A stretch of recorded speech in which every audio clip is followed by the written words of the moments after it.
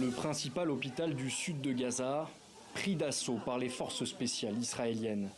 Un raid effectué ce jeudi, quelques heures après des tirs de l'armée ayant tué un patient et fait 6 blessés. Jour après jour, la situation humanitaire continue d'empirer pour les Gazaouis.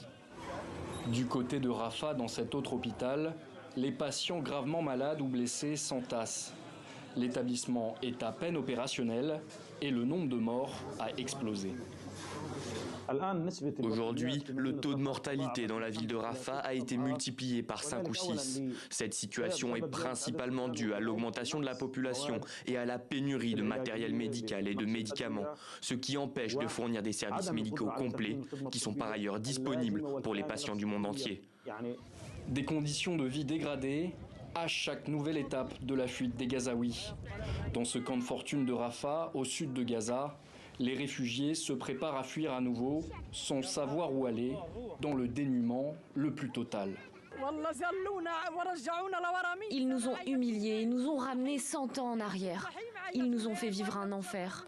Nous luttons pour avoir de l'eau, de la nourriture et pour nous laver. Nous n'avons rien et nous vivons dans la maladie.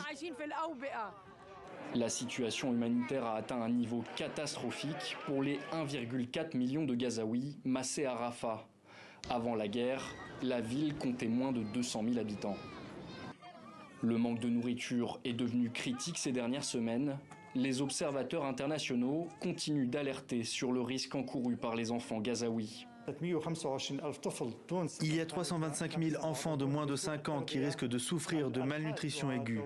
L'UNICEF s'attend à ce que, dans les jours et les semaines à venir, la vie d'au moins 10 000 enfants soit essentiellement menacée si la situation ne change pas. 4 mois après le début de la guerre, les réfugiés de Rafah se préparent à un nouvel assaut d'envergure de l'armée israélienne, sans aucune issue en vue.